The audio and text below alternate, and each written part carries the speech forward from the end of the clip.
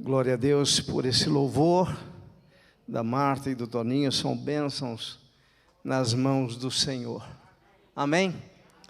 Última semana de 2020, sexta-feira, iniciamos 2021. E o tema vai ser projetado aí, o tema da mensagem que Deus colocou no meu coração, em 2021, seja leve, amém? Em 2021, seja leve. E o texto está na Epístola aos Hebreus, capítulo 12, de 1 a 3. Então vamos ler.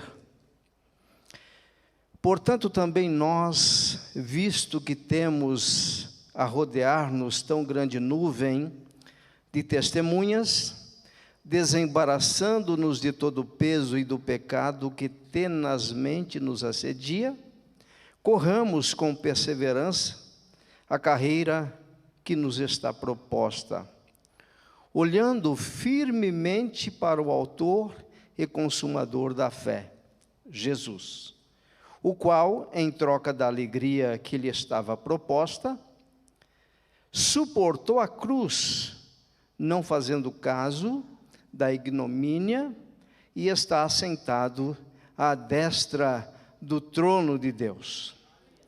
Considerai, pois, atentamente aquele que suportou tamanha oposição dos pecadores contra si mesmo, para que não vos fatigueis desmaiando em vossa alma. Pai, estamos diante do Senhor, acabamos de ler a Tua palavra, vem e a expõe aos nossos corações agora, Pai, aquilo que o Senhor quis revelar aos nossos irmãos judeus, cristãos daquela época, e aplica, Senhor, os ensinos desta passagem, desta carta, aos nossos corações, em nome de Jesus. Essa carta ou epístola aos Hebreus, eu estava lendo e estudando-a mais uma vez, e o que fica claro é o cuidado de Deus para com os seus.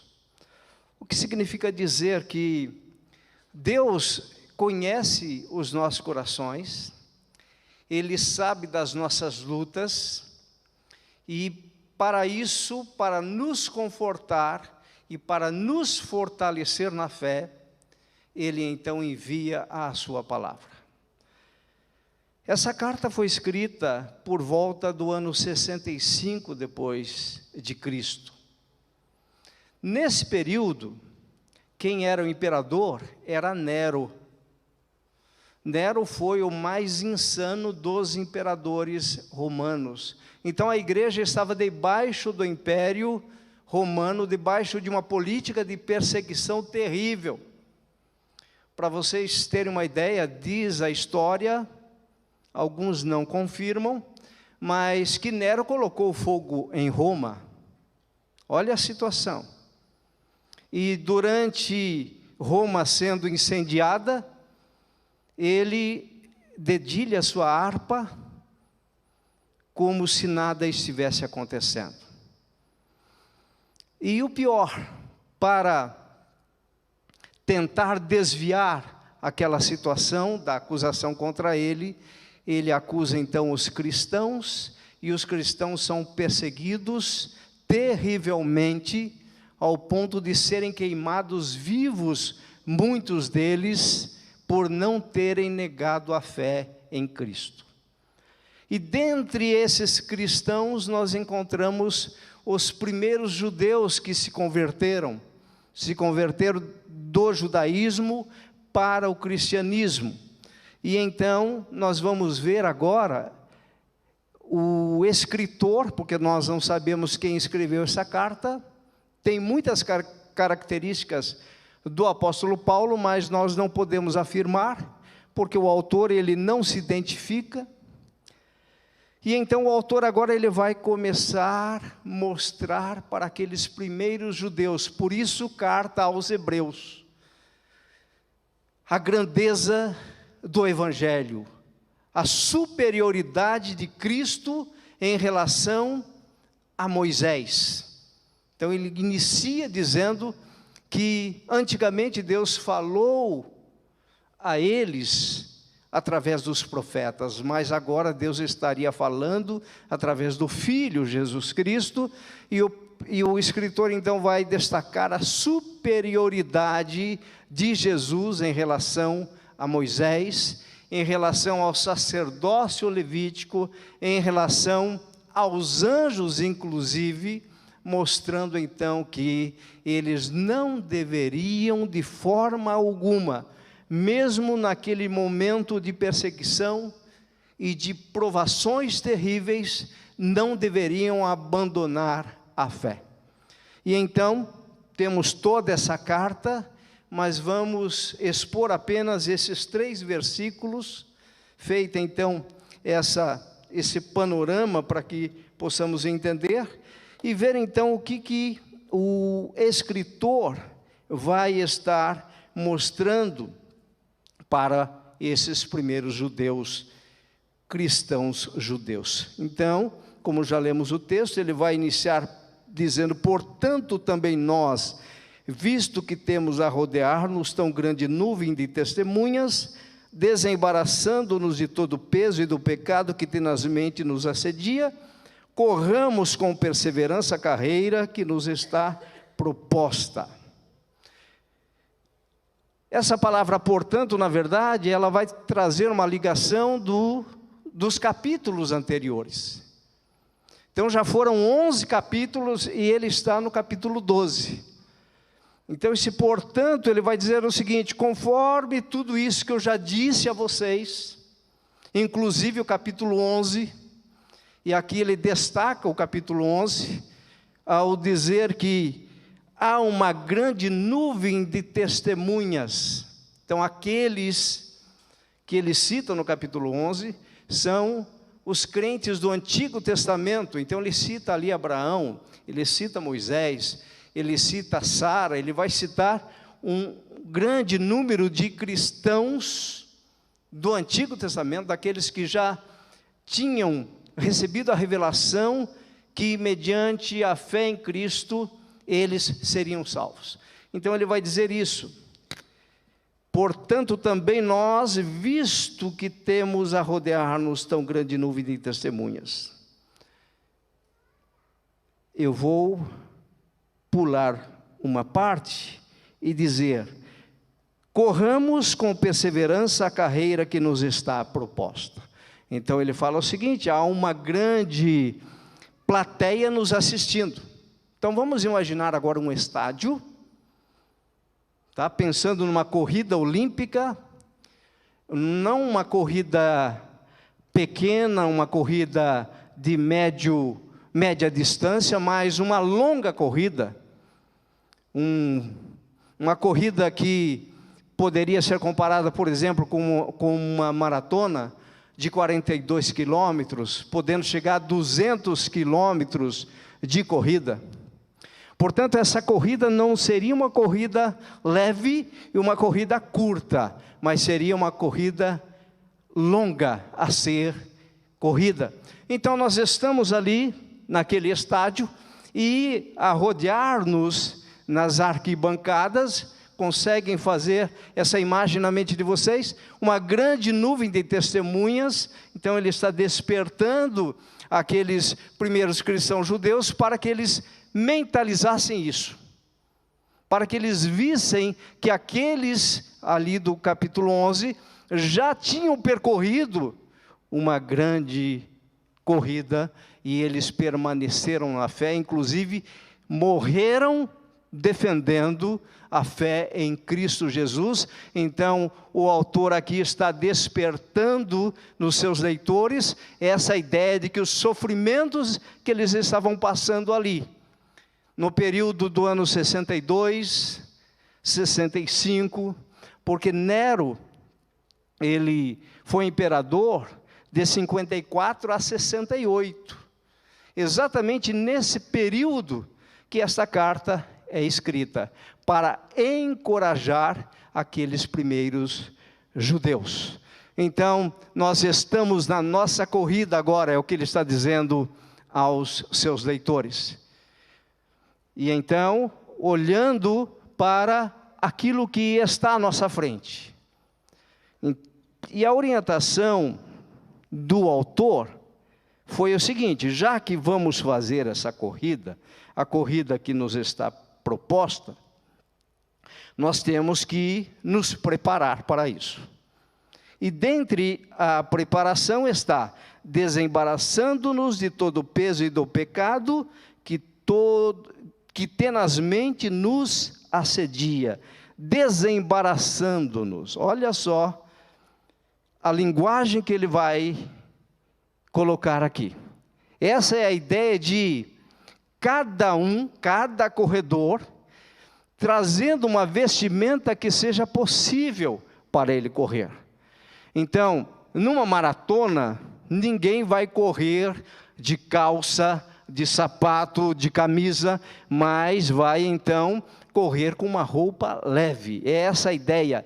E ele fala então, desembaraçando-nos, querendo dizer a nós que cada um de nós devemos nos preparar para a corrida. O desembaraçar pertence a nós, individualmente, assim como aqueles heróis da fé do Antigo Testamento correram a corrida de forma excelente, de forma a alcançar o alvo. Ele está despertando agora o seu público. Corramos também, portanto, desembaraçando-nos de todo o peso e de todo o pecado. Então aqui nós vamos ver que esse conselho, né, do autor, quando ele fala peso, ele está dizendo, o termo ali no texto grego significa um impedimento, uma carga, um fardo de opressão ou responsabilidade. Então ele está dizendo, nós precisamos não ignorar o peso, pelo contrário, precisamos identificar o peso. Mas, se você olhar apenas no capítulo 12, apenas nesse versículo, ele não cita quais são esses pesos. E ele não cita também o pecado. Interessante. Então, nós podemos, durante o estudo da carta, identificar alguns pesos que estavam sobre esses hebreus, sobre esses judeus. Então, eu vou citar alguns pesos que nós identificamos na carta. Primeiro, o medo. O medo, por causa da política de perseguição do Império Romano. Era natural que eles estivessem com medo naquela ocasião.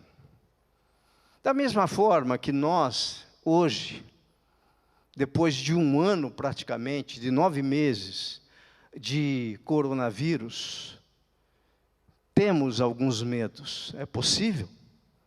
É possível que muitos não estejam conseguindo estar cultuando ao Senhor aos domingos, às terças, qualquer dia da semana, por causa do medo.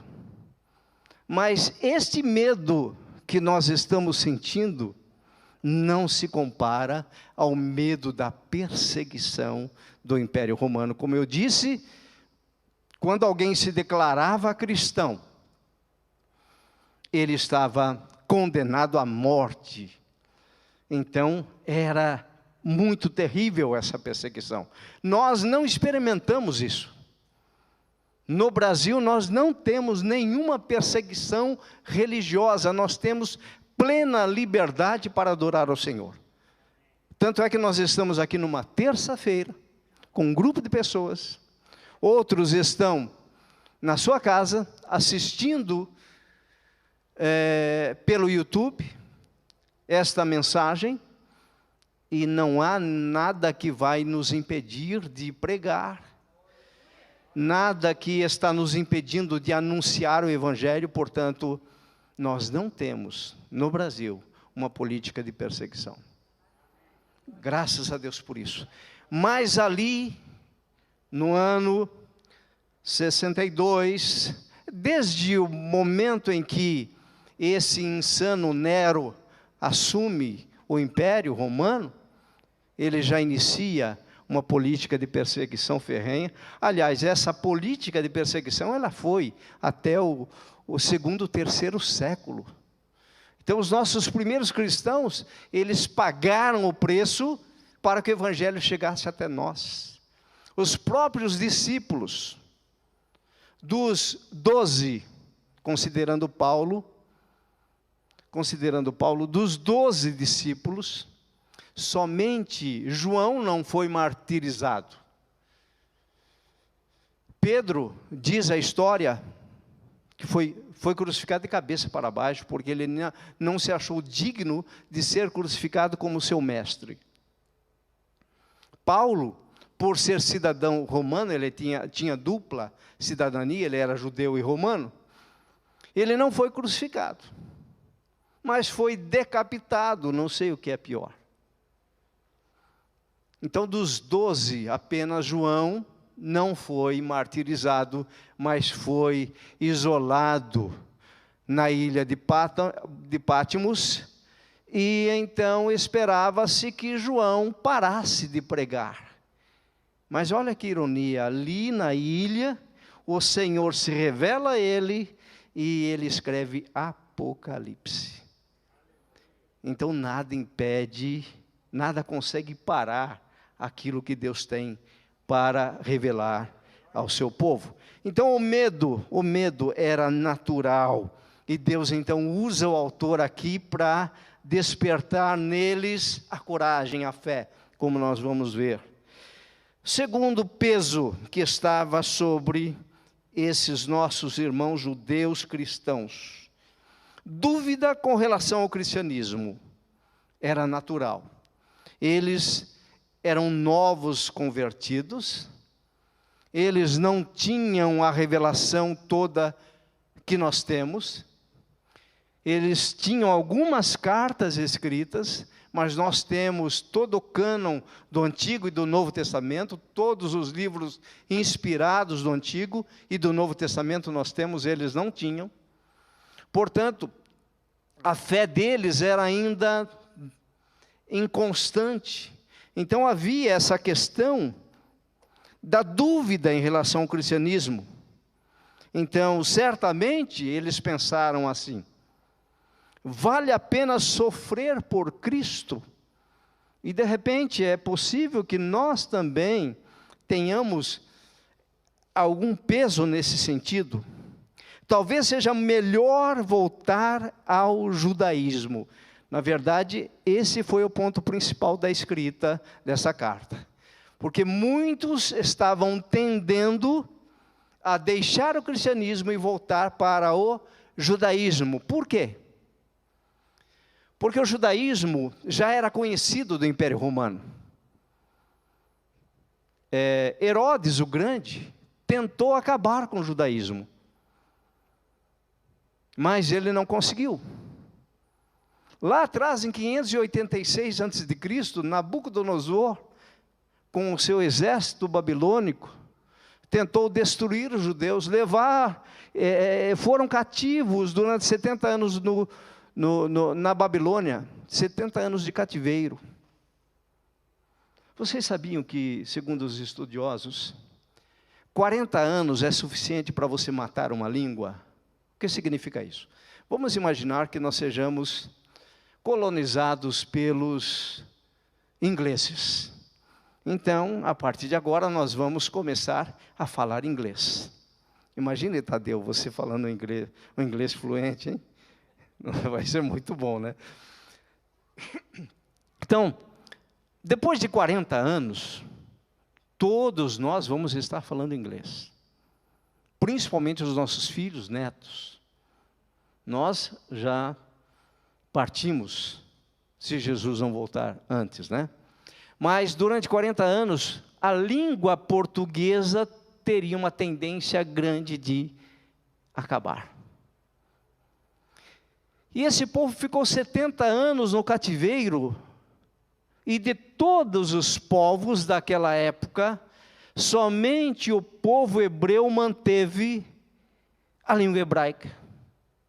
Tanto é que o hebraico é falado até hoje em Israel. A única língua que permaneceu. Por quê?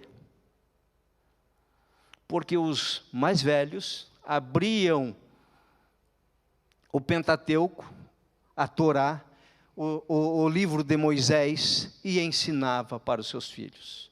A cultura judaica é uma cultura de ensino. Então isso era explicado para eles. O hebraico era lido. Então quando eles voltam do cativeiro, a fluência maior estava no aramaico, porque lá na Babilônia eles falavam em aramaico.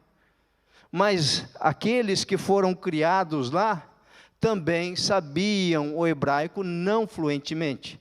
Tanto é que Esdras, quando ele faz a sua pregação, né, quando você lê o livro de Esdras, você vai ver a pregação dele. Ele vai trazer um ensino e explicando aquilo que ele estava lendo. Porque ele estava lendo em hebraico, mas explicando em aramaico. Mas o hebraico ele não se perdeu exatamente porque a lei continuou sendo ensinada. Então, não se consegue, ou não se conseguiu até hoje, destruir o povo judeu.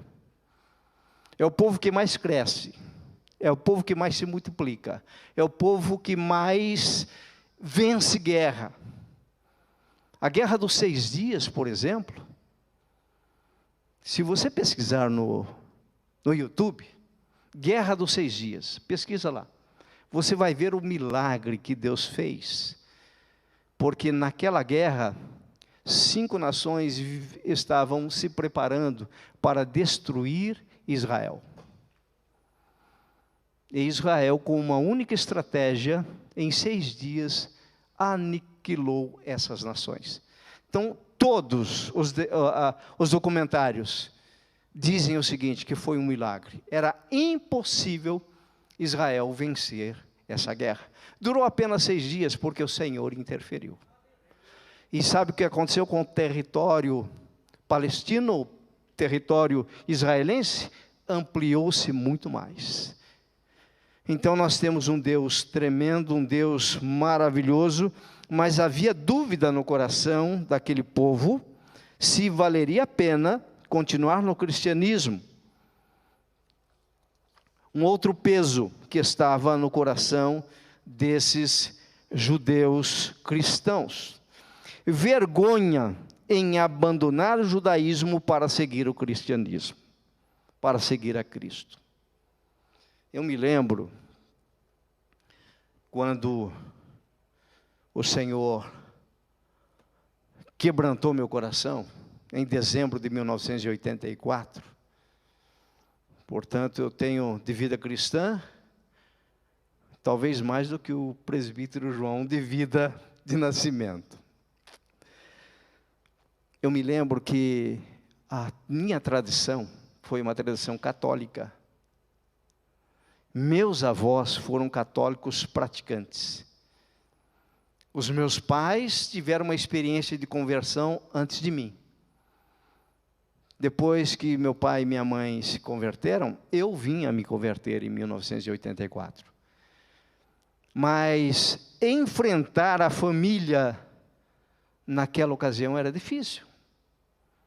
Há mais de 30 anos atrás. Então, essa questão da vergonha, porque ser cristão era seguir a tradição que nós recebemos dos nossos pais e dos nossos avós. Se isso teve efeito na nossa vida, principalmente nós que não nascemos num lar cristão, imaginem vocês para aqueles primeiros judeus cristãos, que nasceram no judaísmo, a única religião verdadeira, a única religião que tem um único Deus verdadeiro, e de repente eles deixam as tradições das leis judaicas para seguir a Cristo. Então eles enfrentaram isso, nós podemos identificar durante a leitura da carta toda. E vou colocar um quarto peso, porque poderíamos citar muitos outros. O quarto peso que eles estavam enfrentando é a oposição do próprio judaísmo em relação ao cristianismo. Se vocês estudarem a carta aos Gálatas, você vai ver que até mesmo alguns apóstolos, alguns discípulos de Jesus, Pedro é um deles. Pedro ainda, ele permaneceu na tradição judaica por um tempo. Foi difícil para Pedro, durante essa transição, entender que a salvação era unicamente mediante a obra expiatória de Jesus na cruz do Calvário, e somente esta obra. Não havia necessidade da circuncisão que eles aprenderam lá em Moisés. Foi Paulo, então, ao receber a revelação do verdadeiro evangelho, que vem e traz a realidade do evangelho em Cristo, do evangelho verdadeiro. Então havia uma oposição. Os judeus tradicionais, judeus chamados de ortodoxos, que existem até hoje, eles não querem que os seus descendentes sejam cristãos. Então esta oposição era muito forte no coração deles. E isso o autor está dizendo, é peso. Você não pode desenvolver a sua corrida. Você não pode imprimir velocidade com esses pesos. Então, ele vai dizer, desembaraçando do medo, da dúvida em relação ao cristianismo, desembaraçando da vergonha em abandonar o judaísmo, desembaraçando da oposição dos seus próprios pais e da sua própria tradição. Então, temos aqui 4 pesos que são citados não no capítulo 12, mas durante, então, a carta. Mas ele vai falar o seguinte, vocês devem desembaraçar-se, não sei se essa é a forma correta, mas desembaraçando-nos do peso e do pecado. Então, aqui há uma outra questão que ele vai citar, o pecado. E é interessante que ele também não fala qual o pecado. Essa palavra pecado aqui no texto original é o pecado como aquela questão de errar o alvo de Deus. Não está se referindo aos pecados que nós cometemos. Mas ele está dizendo o pecado aqui como sendo algo natural no ser humano. E novamente ele deixa em branco aqui no capítulo 12, mas se nós olharmos para o contexto da carta aos Hebreus, o autor vai combater a incredulidade desse povo. Então, havia incredulidade no coração deles. Então, alguns estudiosos dizem que esse pecado estava referindo-se à incredulidade que estava no coração do povo judeu, desses primeiros cristãos. Por isso, então, o autor vai dizer, desembarace-se desse peso, ou melhor, desse pecado. E aí, ele vai dizer o seguinte, ele vai colocar um adjetivo aqui nesse pecado, ele vai dizer, do pecado que tenazmente nos assedia. Tá? É interessante essa palavra, tenaz, né? Essa palavra é um adjetivo que significa o seguinte, algo aderente, difícil de arrancar, de extirpar. Olha só, algo muito viscoso, que adere fortemente a uma superfície, algo teimoso, pertinaz, constante, sabe? A mente não consegue se libertar daquele pensamento. que prende e agarra com força. Isso é tenaz, uma tenaz, que não larga facilmente, aperta, está apertando, impedindo o desenvolvimento. É como se fosse um alicate, uma pinça. Então, imagine alguém querendo correr, né? Eu me lembro daquela corrida das Olimpíadas, que qual é o nome daquele corredor brasileiro, em que ele já estava em primeiro lugar, aí entrou um camarada e o impediu de continuar? Vanderlei Cardoso de Lima, é isso? Lembram dessa cena? Então, esse pecado, então, entrou ali e segurou, impedindo a sua corrida. É algo nesse sentido, que gruda em nós. A nossa mente não consegue se libertar desse pecado. E o autor está dizendo, olha, desembarace-se desse pecado. No caso deles, a incredulidade. Mas é interessante que nem o peso e nem o pecado, como eu disse, são citados aqui diretamente, a não ser no contexto de toda a carta. Talvez para que nós aqui, que estamos hoje, na aplicação da carta aos nossos corações, possamos nos avaliar de forma subjetiva, ou seja, quais são os pesos que me impedem de imprimir velocidade na minha caminhada cristã. Qual o pecado, ou quais os pecados, podemos usar também esse termo, que nos impedem, que nos agarra tenazmente, que nos assedia. Essa palavra assediar, veja só, é que nos envolve facilmente, que nos apega e nos cerca. Então, essas características vai nos mostrar que o pecado aqui não era algo muito simples, não. Então, o autor vai dizer o seguinte: você precisa se desvencilhar desse empecilho. Só que não é simples. Ou você vai lutar contra isso, e ele vai dar algumas estratégias, como nós vamos ver no texto, ou você vai desistir, porque você não tem força em si mesmo. Nós não temos força para nos desvencilhar do peso que está sobre nós. E que o Espírito Santo esteja mostrando no seu coração, na sua mente, pesos que porventura existam. E muito menos do pecado que tenazmente, que como uma pinça nos pegou, nos colou nele, e nós não conseguimos, por esforço próprio, nos desfazer.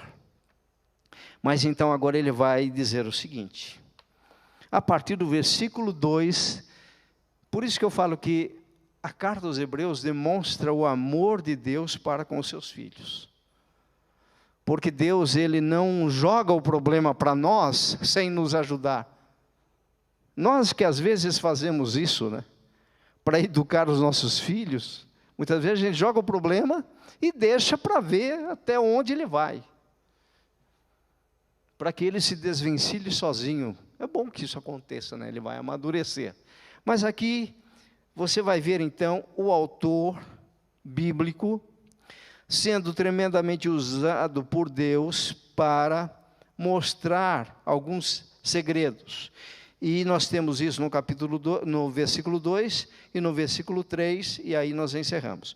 Então, no 2, olhando firmemente para o autor e consumador da fé, Jesus, o qual, em troca da alegria que lhe estava proposta, suportou a cruz, não fazendo caso da ignomínia, e assentado à destra do trono de Deus. Ou melhor, e está assentado à destra do trono de Deus. Então vejam aí, que interessante essa questão. de olhar firmemente para o autor e consumador da fé. Não é consumador da nossa fé. E parece que tem algumas linguagens que trazem essa ideia, consumador da nossa fé. Não, ele é consumador da fé. Essa ideia no texto original, consumador da fé. Olhando firmemente, veja só, aqui a ênfase está no foco estabelecido. É interessante que naquelas corridas, os fundistas, que faziam aquelas corridas longas, eram colocadas uma pilha de pedras aqui no início da corrida, e uma outra pilha lá no final da corrida.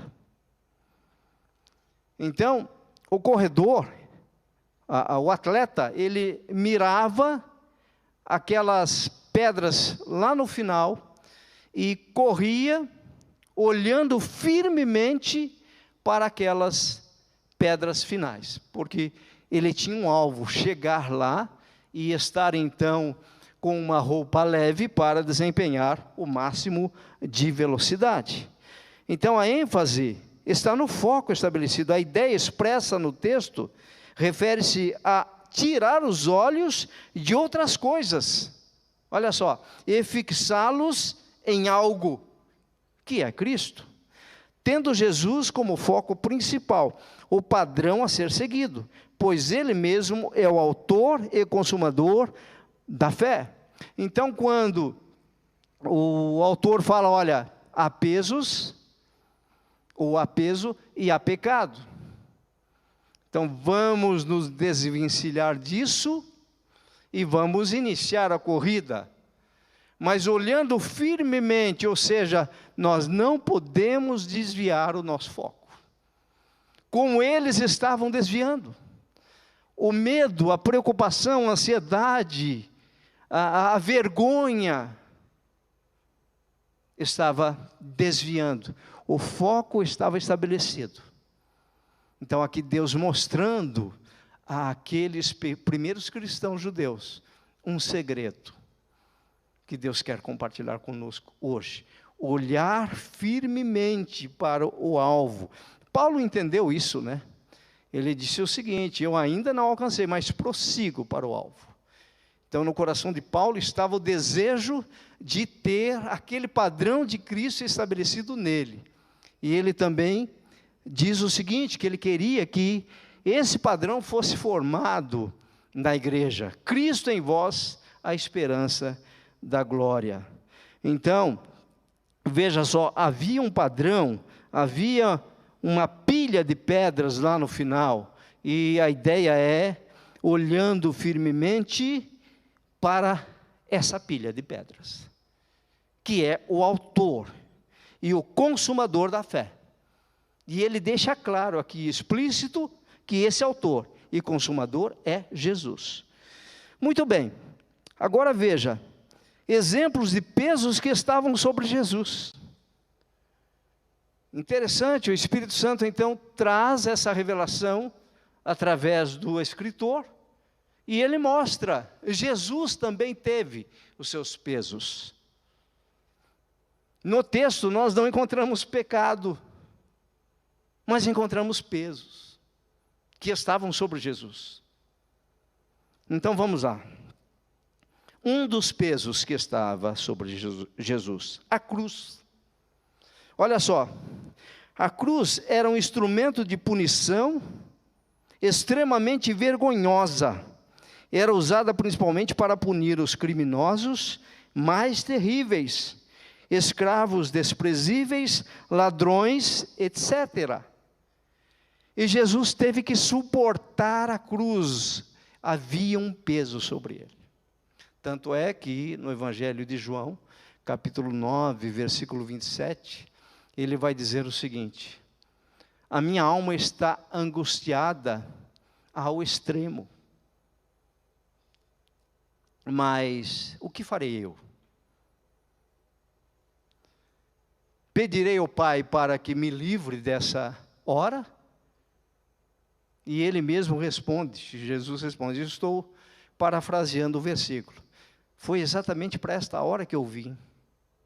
Ou seja, para levar sobre mim a cruz e os pecados daqueles que o Pai tinha escolhido para a salvação. Então, Jesus, ele tinha a cruz como um peso sobre ele. Jesus não carregou a cruz de forma prazerosa. Nenhum de nós afirmaríamos isso. A cruz foi angustiante. Imagine um homem puro, imaculado. Ele tinha em si a dupla natureza. A Bíblia mostra a nós a dupla natureza de Cristo, natureza divina e natureza humana. Entretanto, aqui é a natureza humana que está gemendo por causa da cruz. Então, esse instrumento de punição extremamente vergonhoso. Um outro peso que estava sobre Jesus, a ignomínia. Olha só, a ignomínia, essa palavra é embaraço de alguém que está envergonhado por alguma coisa, sentimento de vergonha.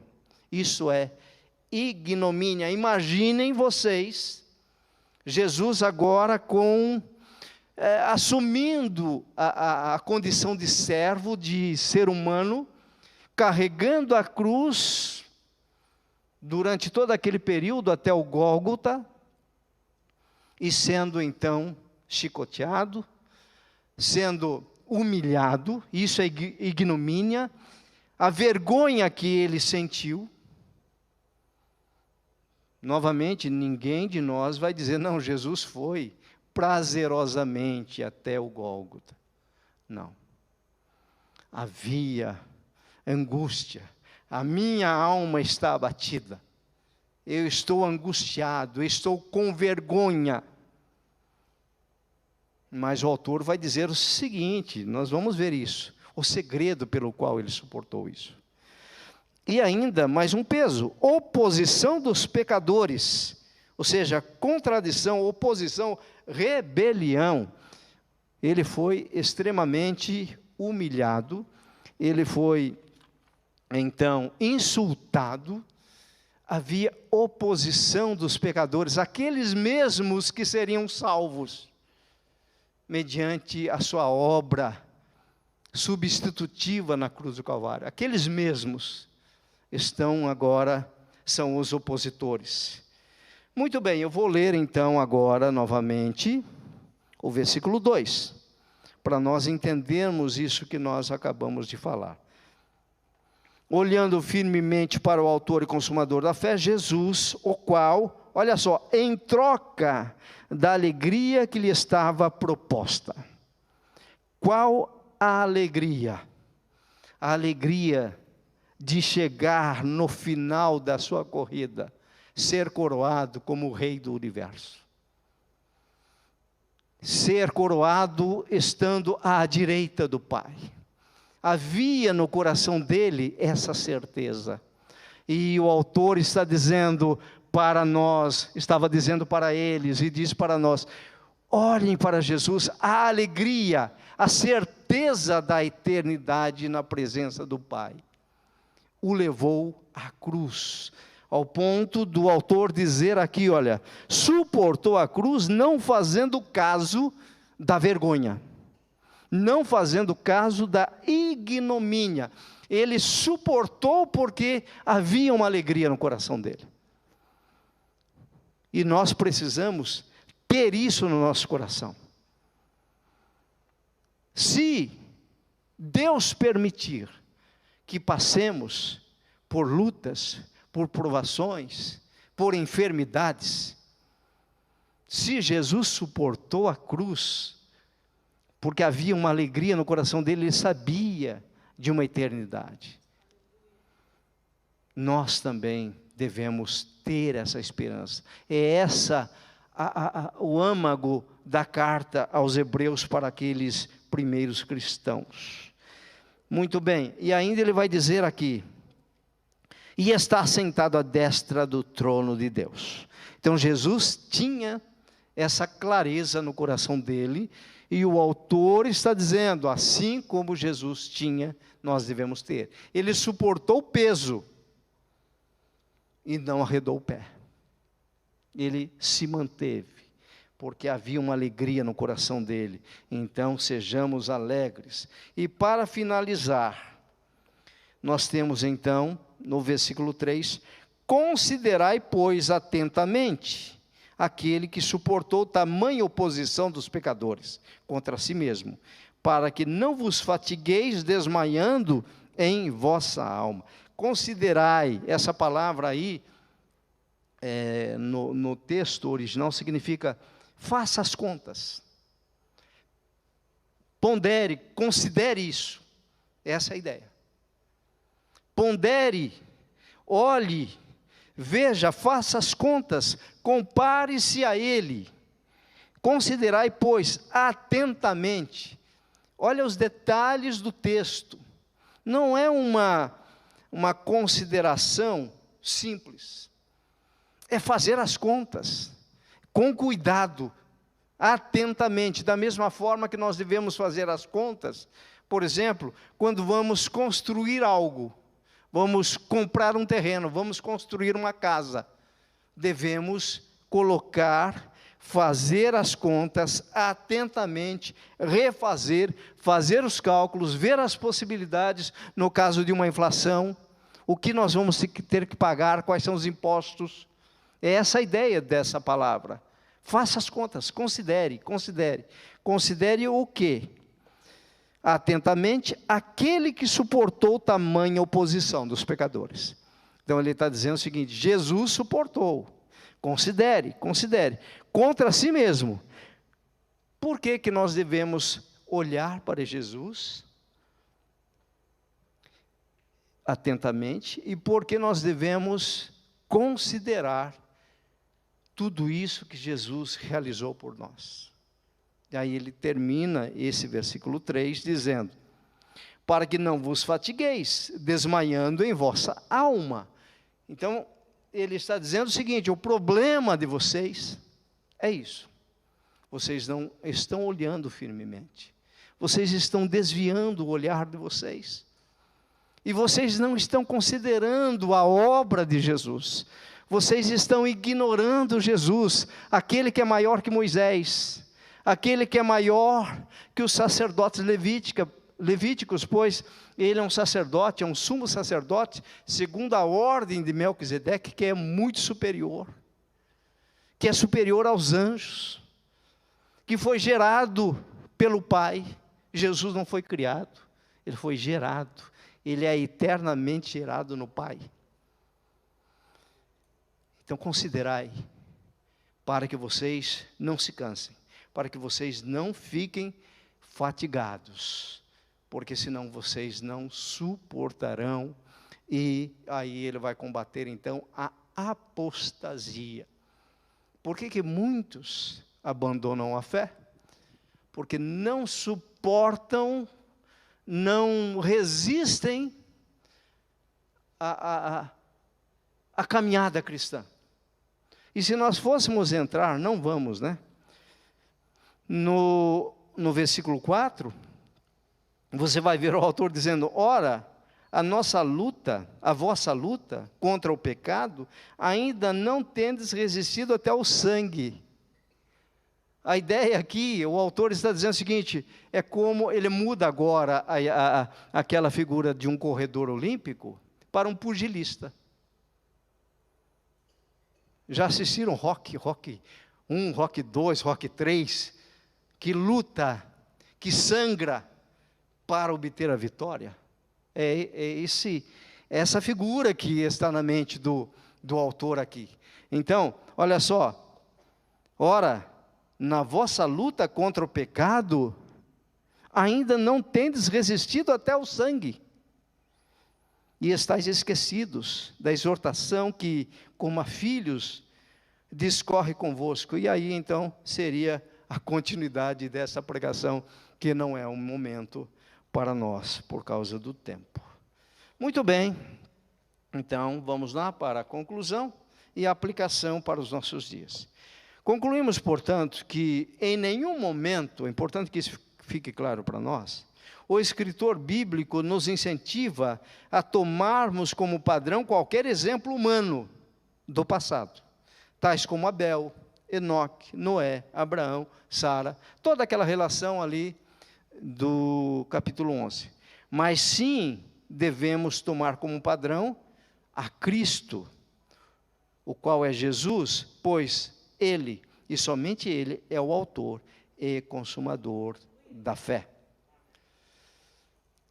E qual aplicação nós poderíamos então tomar dessa exposição para nós nos dias de hoje?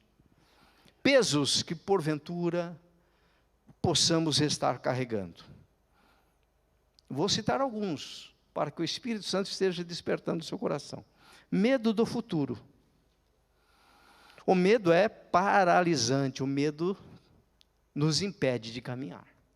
Então é possível que nós tenhamos medo do futuro. E por isso que nós colocamos como tema 2021, seja leve. Viva 2021 sem peso, sem pecado. Medo do futuro, desânimo. O desânimo é contagiante, é terrível. Uma pessoa desanimada, ela consegue, se ela for influente, contaminar um grupo. O desânimo é terrível. Pessoas desanimadas, até mesmo quando você entra na casa dela, você entra animado, e se você não tomar cuidado, ela está roubando a sua energia, ao ponto de você também se desanimar. Então é possível que haja desânimo nos corações, isso são pesos. Pressão no trabalho, assédio moral, corrupção, negócios ilícitos. Assédio moral aqui é o seguinte, eu não sei quantos conhecem esse termo. Algumas empresas utilizam isso como estratégia para que o funcionário peça demissão. Ou seja, o funcionário não está mais agradando a empresa. Porém, a empresa não tem dinheiro para demiti-lo. Então, vai colocá-lo, por exemplo, numa outra função, em que ele não consegue desenvolver a contento, e ele mesmo vai se angustiando, e ele vai se sentindo incapaz, ao ponto dele mesmo pedir a conta. Algumas empresas infelizmente, utilizam-se dessa estratégia maligna. Então, pressão no trabalho, assédio moral, corrupção, negócios ilícitos. E pecado, poderíamos elencar alguns. Cobiça, ou apreço, ou melhor, cobiça, que é o apreço por bens materiais. Nós temos uma tendência muito grande com relação às coisas materiais. Quando o apóstolo Paulo, escrevendo aos Colossenses no capítulo 3, ele fala: buscai as coisas que são de cima. Pensai nas coisas que são de alto, onde Cristo está. É lógico que todos nós precisamos de moradia, de transporte, de vestimentas. Mas o olhar exagerado nessas coisas é pecado. Então é cobiça. Temos que lutar. Nós que somos pais, cabeças de família, nós temos que sustentar a nossa casa. Mas isso não pode ser mais forte do que a nossa paixão por Cristo. Sensualidade, prazeres sexuais. Oséias fala que o mosto e o vinho é como nos desvia, tira a nossa sobriedade. É essa a ideia. O mosto e o vinho, eles nos embriagam. A embriaguez tira a sobriedade. Uma pessoa que está embriagada, ela faz coisas absurdas. Alguns se tornam engraçados demais. Outros choram quando estão embriagados. Outros se tornam violentos quando estão embriagados, porque perderam a sobriedade. E a sensualidade tem esse poder. É a concupiscência da carne. E finalizo então com esse versículo da primeira carta de João, capítulo 2, 16 a 17.